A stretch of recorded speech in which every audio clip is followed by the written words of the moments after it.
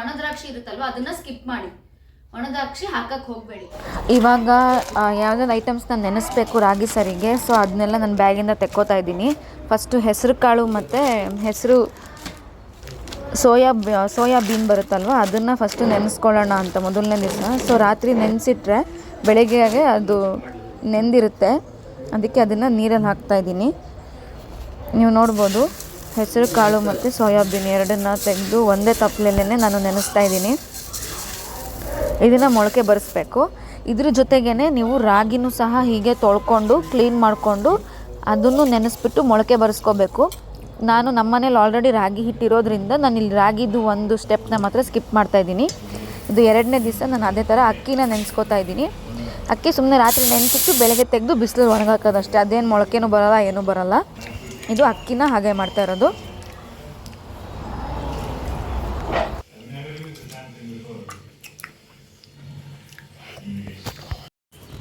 ಈ ಥರ ಎಲ್ಲ ಬಿಸಿಲಲ್ಲಿ ಒಣಗಿಸ್ತಾ ಇದ್ದೀನಿ, ನೀವು ನೋಡ್ಬೋದು. ಇದೆಲ್ಲ ಕಾಳುಗಳೆಲ್ಲ ಮೊಳಕೆ ಬಂದಿದೆ.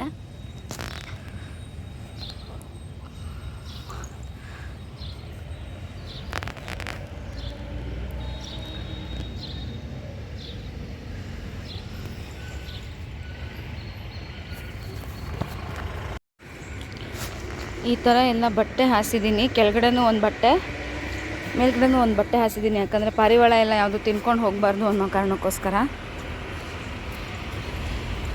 ಇದು ಒಂದು ದಿವಸ ಬಿಸಿಲಲ್ಲಿ ಸ್ವಲ್ಪ ಒಣಗಬೇಕು.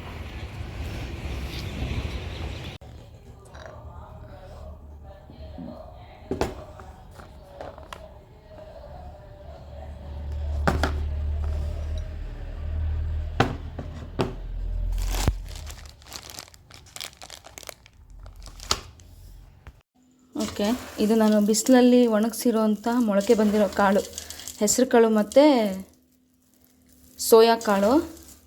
ಇದು ಹಾಗೆ ಬಿಸಿಲಲ್ಲಿ ಒಣಗಿಸಿರೋ ಅಕ್ಕಿ, ಹಾಗೆ ಇದು ಬಿಸಿಲಲ್ಲಿ ಒಣಗಿಸಿರೋ ಅಂತಹ ಜೋಳ. ಒಂದ್ಸತಿ ಒಣಗಿಸಿದ್ದಾರೆ, ಬಟ್ ಸ್ಟಿಲ್ ನಾನು ಇನ್ನೊಂದ್ಸತಿ ತೊಳೆದು ಕ್ಲೀನಾಗಿ ಒಣಗಿಸಿದ್ದೀನಿ. ಇವಾಗ ನಾವು ನೆಕ್ಸ್ಟ್ ಏನು ಮಾಡಬೇಕು ಅಂತಂದರೆ, ಇವಾಗ ಏನೇನು ಬಿಸಿಲಲ್ಲಿ ಒಣಗಿಸಿದ್ದೀವಿ ಇದನ್ನ ಸ್ವಲ್ಪ ಹುರ್ಕೋಬೇಕು. ಒಂದು ಸ್ವಲ್ಪ ಡಸ್ಟ್ ಗಿಸ್ಟ್ ಎಲ್ಲ ಇರುತ್ತೆ, ಅದನ್ನೊಂಚೂರು ಫಿಲ್ಟ್ರ್ ಮಾಡಿಕೊಂಡು ಹುರ್ಕೋಬೇಕು. ಇವಾಗ ನಿಮ್ಗೆ ಆ ಪ್ರೊಸೀಜರ್ ತೋರಿಸ್ತೀನಿ. ಹಾಗೆಯೇ ಇದು ನಾನೆಲ್ಲ ಡ್ರೈ ಫ್ರೂಟ್ಸ್ನ ಕಟ್ ಮಾಡಿ ಇಟ್ಕೊಂಡಿದ್ದೀನಿ, ನೀವು ನೋಡ್ಬೋದು.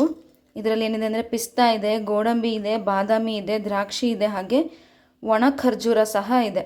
ಓಕೆನಾ? ಅಂದರೆ ಇಡೀ ಇದು ಹಾಕಿದ್ರೆ ಕಟ್ಟಾಗಲ್ಲ, ಮತ್ತು ಇದನ್ನು ಸ್ವಲ್ಪ ಹುರ್ಕೋಬೇಕಾಗುತ್ತೆ. ಸೊ ನಾನು ರೆಡಿ ಮಾಡ್ಕೊಂಡಿದ್ದೀನಿ. ಇದ್ರ ಜೊತೆಗೆ ನಾನು ಓಟ್ಸ್ ಮತ್ತು ಮಕಾನ ಅದನ್ನು ಆ್ಯಡ್ ಮಾಡ್ತಾಯಿದ್ದೀನಿ. ಸೊ ಅದನ್ನು ಹುರ್ಕೊಳ್ಳೋ ಪ್ರೊಸೀಜರ್ ನಿಮಗೆ ತೋರಿಸ್ತೀನಿ. ಬಾಣಲಿ ಬಿಸಿಯಾಗಿದೆ, ಬಿಸಿಯಾಗಿರೋ ಬಾಣಲಿಗೆ ಸ್ವಲ್ಪನೇ ಕ್ವಾಂಟಿಟಿ ಈ ಥರ ಒಂದು ಸ್ವಲ್ಪ ಹುರ್ಕೋಬೇಕಷ್ಟೇ. ಅದು ಬಿಸಿಲಿಗೆ ಹಾಕಿ ಕ್ರಿಸ್ಪಿ ಆಗಿರುತ್ತೆ, ಅಗೇನ್ ಇನ್ನೊಂದು ಸ್ವಲ್ಪ ಕ್ರಿಸ್ಪಿ ಆಗಲಿ ಅಂತ ಅಷ್ಟೇ. ನಾನು ಆಲ್ಮೋಸ್ಟ್ ಬೆಳಿಗ್ಗೆ ಒಂದು 8:30ಗೆ ಹಾಕಿದ್ದೆ ಬಿಸಿಲಿಗೆ, ಅದರಿಂದ ಸಂಜೆ ಒಂದು 5-5:15ವರೆಗೂ ಇಟ್ಟಿದ್ದೆ ಬಿಸಿಲು, ಅಷ್ಟೊತ್ತವರೆಗೂ ಇಟ್ಟಿದ್ದೆ. ಸೊ ಒಂದು ಹೋಲ್ ಬಿಸಿಲು ಫುಲ್ಲು ಬಿದ್ದಿದೆ ಇದಕ್ಕೆ.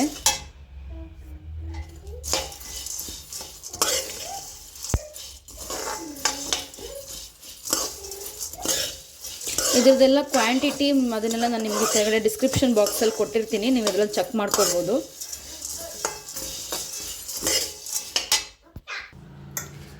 ಇವಾಗ ಇದು ಒಂದು ಬ್ಯಾಚು ಕಾಳುಗಳನ್ನ ಹುರ್ಕೊಂಡಾಯಿತು. ಸೊ ನೆಕ್ಸ್ಟ್ ಬ್ಯಾಚ್ ನಾನು ಇವಾಗ ಅಕ್ಕಿ ಹಾಕ್ತಾ ಇದ್ದೀನಿ.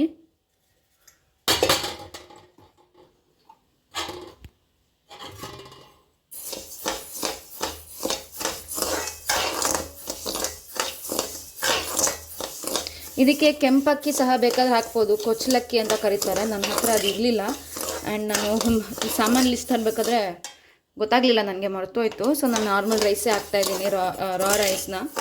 ನೀವು ಬೇಕಾದರೆ ಕೊಚ್ಚಲಕ್ಕಿ ಅಂತ ಬರುತ್ತಲ್ವ, ಆ ರೈಸ್ನ ಬೇಕಾದರೂ ಯೂಸ್ ಮಾಡ್ಬೋದು.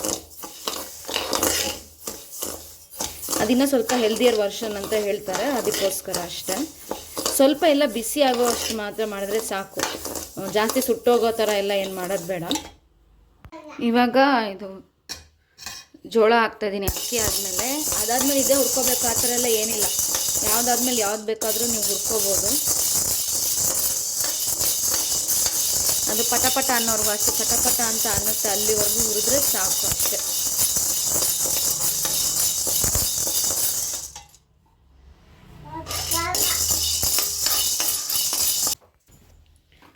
ಇವಾಗ ಎಲ್ಲ ಡ್ರೈ ಫ್ರೂಟ್ಸ್ ಹಾಕಿದ್ದೀನಿ. ಇದೊಂದು ಸ್ವಲ್ಪ ಬಿಸಿ ಮಾಡ್ಕೊಳ್ಳೋದು ಅಷ್ಟೇ.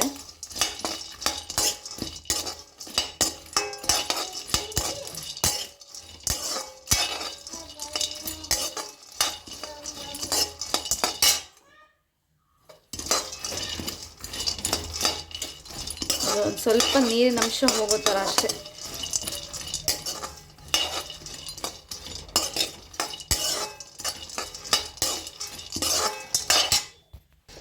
ಇವಾಗ ಓಟ್ಸ್ ಹಾಕ್ಕೊಂಡಿದ್ದೀನಿ. ಇದು ಒಂಚೂರು ಬಿಸಿ ಮಾಡೋದಷ್ಟೇ.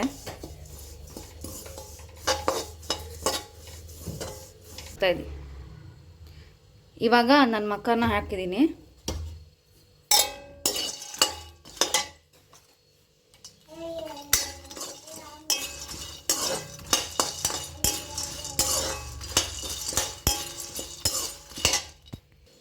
ಮೀನ್ ವೈಲ್ ಇಲ್ಲಿ ಮೇಡಮ್ ಮಾತಾಡ್ತಾ ಇದ್ದಾರೆ ಪಾತ್ರೆ ಜೊತೆ. ನಾನಿಲ್ಲೇ ಅಡುಗೆ ಮನೇಲಿ ಮಾಡ್ತಾಯಿದ್ದೀನಿ. ಇವಳಿಲ್ಲ ಅವಳದೇ ಆಟ ನಡೆಸ್ತಾ ಇದ್ದಾಳೆ. ಮಕಾನ ಆದಮೇಲೆ ಕಡಲೆಬೀಜ ಹಾಕಿದ್ದೀನಿ, ಯಾಕಂದರೆ ಕಡಲೆಬೀಜ ಹುರ್ಕೊಂಡು ಇದು ಸಿಪ್ಪೆ ತೆಗಿಬೇಕಾಗುತ್ತೆ. ಸೊ ಇದನ್ನು ಅದಕ್ಕೆ ಎಂಡಲ್ಲಿ ಹಾಕ್ಕೊಂಡಿದ್ದೀನಿ.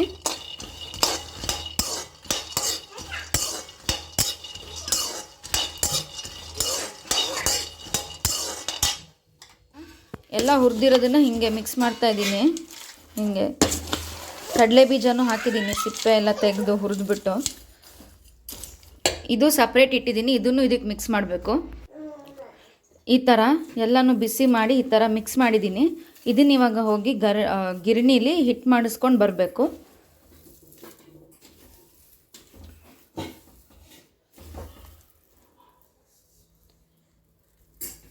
ನೋಡಿ, ಈ ಥರ ಒಂದು ಮುಷ್ಟಿ ತೆಗೆದ್ರೆ ಎಲ್ಲನೂ ಸಿಗುತ್ತೆ ನಿಮಗೆ.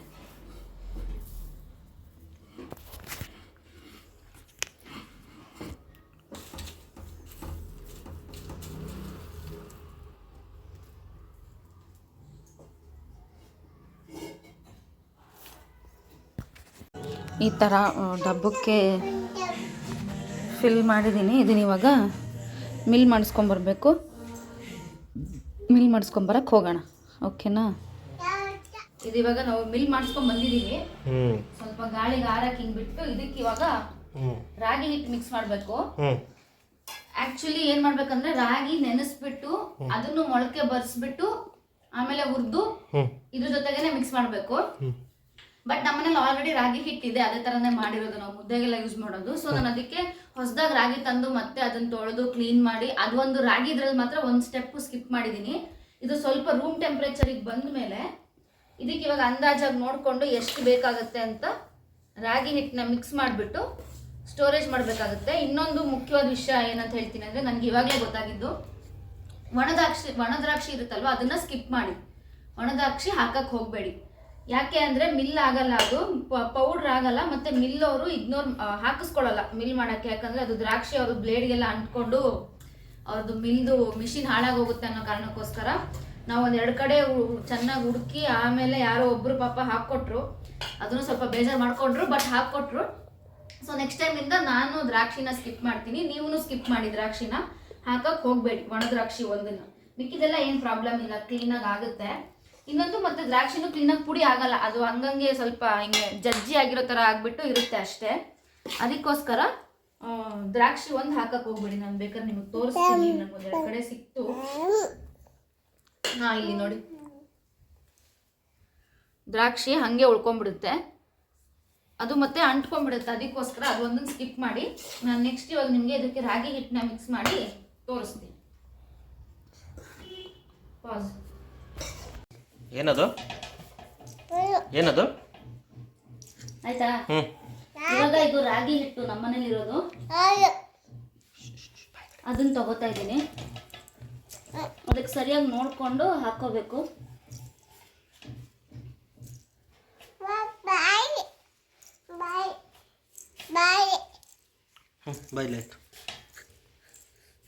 ಇದ್ರಲ್ಲಿ 1-2 ತಪ್ಪಲೆ ಅಷ್ಟು ಹಾಕೋತಾ ಇದ್ದೀನಿ.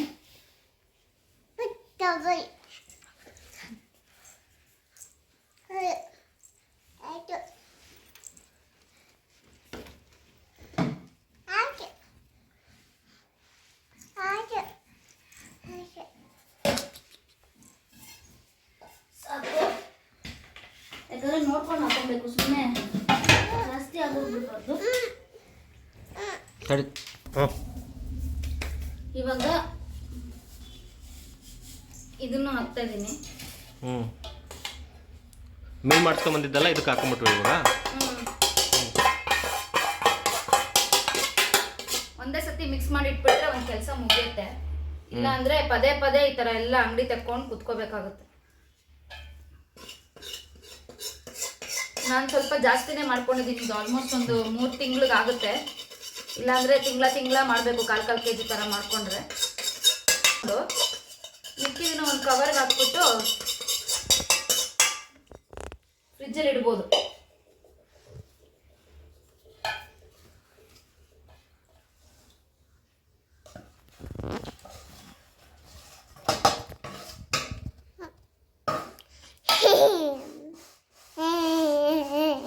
ಬಿಸಿದನ್ನ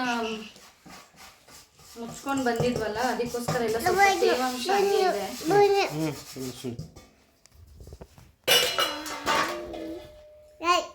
ಪಾಸ್ ಮಾಡು.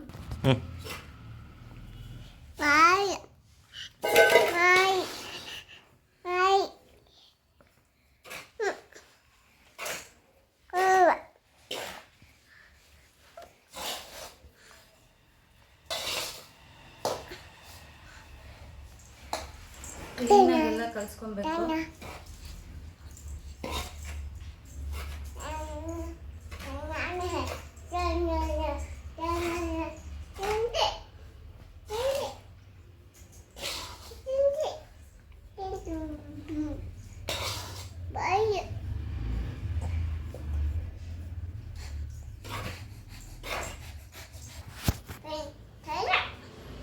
ನಮ್ಮ ಪಾಪನು ಕೂತ್ಕೊಂಡು ಮಾಡ್ಬೇಕಂತೆ. ತಿಂತಿಮ್ಮ, ನಿಂಗೆ ಮಾಡ್ತಾ ಇರೋದು ಮಗ.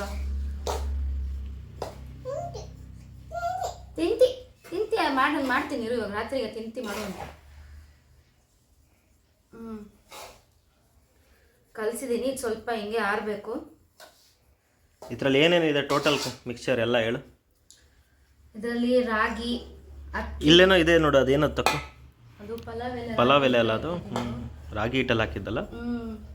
ಹುಳ ಆಗ್ಬಾರ್ದು ಅಂತ ಇದಕ್ಕೂ ಹಾಕಿಡ್ಬೋದು. ಹುಳ ಆಗದೆ ಇರೋ ತರ ತುಂಬಾ ದಿವಸ ಇಡ್ತೀವಿ ಅಂದ್ರೆ ಪಲಾವ್ ಎಲೆ ಹಾಕಿ ಇಟ್ಟರೆ ಹಾಳಾಗಲ್ಲ, ಹುಳಗಳು ಬರೋಲ್ಲ.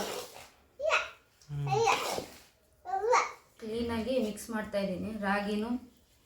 ರಾಗಿ, ಅಕ್ಕಿ, ಹೆಸರು ಕಾಳು, ಸೋಯಾ ಕಾಳು, ಓಟ್ಸ್, ಆಮೇಲೆ ಅದಕ್ಕೆ ಮಖಾನ, ಆಮೇಲೆ ಡ್ರೈ ಫ್ರೂಟ್ಸು, ಆಮೇಲೆ ಕಡಲೆ ಬೀಜ, ಆಮೇಲೆ ಇದು ಪಿಸ್ತಾ. ಅಂದ್ರೆ ಡ್ರೈ ಫ್ರೂಟ್ಸ್ ಅಲ್ಲೇ ಪಿಸ್ತಾ, ದ್ರಾಕ್ಷಿ, ಗೋಡಂಬಿ, ಬಾದಾಮಿ, ಪಿಸ್ತಾ, ಉತ್ತುತ್ತಿ ಇಷ್ಟು ಹಾಕಿದೀವಿ. ಏನ್ ಮಗ? ಹಿಂಗೆ ಸ್ವಲ್ಪ ಕ್ಲೀನಾಗಿ ಹಾರ್ಕೋಬೇಕು. ಇದು ಆರಿದ್ಮೇಲೆ ಜರಡಿ ಮಾಡಿಬಿಟ್ಟು ಸ್ಟೋರ್ ಮಾಡ್ಕೊಳ್ಳಿ. ನಿಮ್ಮ ಮಗು ಎಷ್ಟು ಕನ್ಸ್ಯೂಮ್ ಮಾಡುತ್ತೆ ಅಂತ ನಿಮಗೆ ಗೊತ್ತಿರುತ್ತೆ. ಸೊ ಅದನ್ನು 1 ಸ್ಪೂನ್ ಪೌಡ್ರಿಗೆ 1 ಲೋಟ, ಚಿಕ್ಕ ಲೋಟದಲ್ಲಿ ನೀರು, ಅದನ್ನು ಚೆನ್ನಾಗಿ ಗಂಟಲಿನಾಗ ಮಿಕ್ಸ್ ಮಾಡಿಕೊಂಡು ಸರಿ ಥರ ನಾರ್ಮಲಾಗಿ ಬಿಸಿ ಮಾಡಿಬಿಟ್ಟು ಮಗುಗೆ ತಿನ್ನಿಸೋದು. ನಾನು ಡೈಲಿ 1 ಟೈಮ್ ತಿನ್ನಿಸ್ತೀನಿ ಅವಳಿಗೆ, ಮಧ್ಯಾಹ್ನದ ಹೊತ್ತು. ಬೆಳಿಗ್ಗೆ ರಾತ್ರಿ ಎಲ್ಲ ಬೇರೆ ಬೇರೆ ಫುಡ್ಸ್ ಕೊಡ್ತೀನಿ. ಅವಳಿಗಿನ್ನೂ ನಾವು ಶುಗರ್, ಸಾಲ್ಟ್ ಎಲ್ಲ ಇಂಟ್ರೊಡ್ಯೂಸ್ ಮಾಡದೇ ಇರೋ ಕಾರಣ ನಾನು ಬರೀ ಇದನ್ನು ನೀರಲ್ಲಿ ಮಿಕ್ಸ್ ಮಾಡಿ ಚೆನ್ನಾಗಿ ಕುದಿಸಿ ಸರಿ ಕನ್ಸಿಸ್ಟೆನ್ಸಿ ತಿನ್ನಿಸ್ತೀನಿ. ಶುಗರ್, ಸಾಲ್ಟ್ ಎಲ್ಲ ಇಂಟ್ರೊಡ್ಯೂಸ್ ಮಾಡಿರೋರು ಸ್ವಲ್ಪ ಸಾಲ್ಟು ಮತ್ತು ಸ್ವಲ್ಪ ಬೆಲ್ಲ ಮಿಕ್ಸ್ ಮಾಡಬೇಕಾದ್ರೆ ಹಾಕ್ಬಿಟ್ಟು ಚೆನ್ನಾಗಿ ಸರಿ ಕನ್ಸಿಸ್ಟೆನ್ಸಿ ತಂದಮೇಲೆ ಇಳಿಸಿದ್ಮೇಲೆ 1 ಸ್ಪೂನ್ ತುಪ್ಪ ಹಾಕ್ಬಿಟ್ಟು ತಿನ್ಸಿದ್ರೆ ತುಂಬ ಸ್ಟ್ರಾಂಗ್ ಆಗಿ ಇರುತ್ತೆ. ಬೋನ್ಸು ಪ್ರತಿಯೊಂದೂ ಮತ್ತು ಪ್ರತಿಯೊಂದು ಇರೋದ್ರಿಂದ ಇದ್ರೊಳಗಡೆಗೆ ಗ್ರೋತ್ಗೆ, ಬೆಳವಣಿಗೆಗೆ ತುಂಬ ಚೆನ್ನಾಗಿರುತ್ತೆ, ತುಂಬ ಹೆಲ್ಪ್ ಆಗುತ್ತೆ. ಹೊರಗಡೆ ಆನ್ಲೈನಲ್ಲಿ ಸಿಗೋಂತಹ ಸರಿಗಳನ್ನ ತೊಗೊಂಡು ಬಂದು ಕೊಡೋದಕ್ಕೆ ಇವಾಗಿನ ಕಾಲದಲ್ಲಿ ಭಯ, ಏನೇನು ಹಾಕಿರ್ತಾರೆ ಅನ್ನೋದು. ಸೊ ಇದು ನಾವೇ ಪ್ರಿಪೇರ್ ಮಾಡಿದ್ರೆ ನಮಗೂ ಒಂಥರ ಖುಷಿ ಮತ್ತು ಹೆಲ್ದಿ ವರ್ಷನ್ ಇದೆ ಅನ್ನೋ ಒಂದು ಸ್ಯಾಟಿಸ್ಫ್ಯಾಕ್ಷನ್ ಇರುತ್ತೆ. ಸೊ ಇದು ಸರಿ ಹಿಟ್ಟು ರೆಡಿ ಮಾಡುವಂತಹ ಪ್ರೊಸೀಜರು. ನನಗಿದ್ದು ನಮ್ಮಮ್ಮ ಹೇಳ್ಕೊಟ್ಟಿದ್ದು, ನಮ್ಮಮ್ಮ ನನ್ನ ತಮ್ಮಂಗೆ ಮಾಡ್ತಾಯಿದ್ರು. ಸೊ ನನಗೂ ಹೇಳ್ಕೊಟ್ರು. ಸೊ ನಾನು ಇವಾಗ ಫಸ್ಟ್ ಟೈಮ್ ನಾನು ಮಾಡಿರೋದಿದು. ಇವಳು ಹೆಂಗೆ ತಿಂತಾಳೆ, ಇವಳು ಹೆಂಗೆ ಇಷ್ಟ ಆಯ್ತಾ, ಇವಳು ಕನ್ಸ್ಯೂಮ್ ಮಾಡ್ತಿದ್ದಾಳೆ ಅನ್ನೋದನ್ನು ನಾನು ನಿಮಗೆ ಮುಂದಿನ ದಿನಗಳಲ್ಲಿ ತೋರಿಸ್ತೀನಿ. ಆ್ಯಂಡ್ ಈ ವಿಡಿಯೋ ನಿಮ್ಗೆ ಇಷ್ಟ ಆಗಿದ್ರೆ ಪ್ಲೀಸ್ ಲೈಕ್ ಮಾಡಿ, ಶೇರ್ ಮಾಡಿ, ಹಾಗೆ ಚಾನಲ್ಗೆ ಸಬ್ಸ್ಕ್ರೈಬ್ ಮಾಡೋದನ್ನು ಮರಿಬೇಡಿ. And thank you for watching.